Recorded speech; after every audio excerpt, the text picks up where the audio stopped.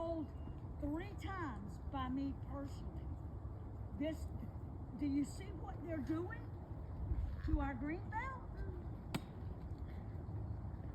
This is not right.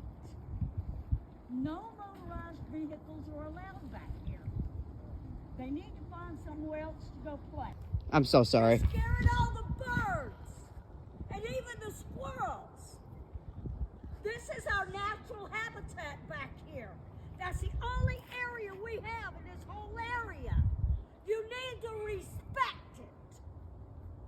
I don't know who built these jumps.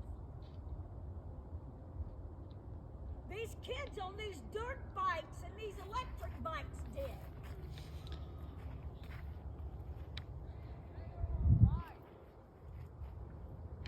Thank you! All right. Have a great day.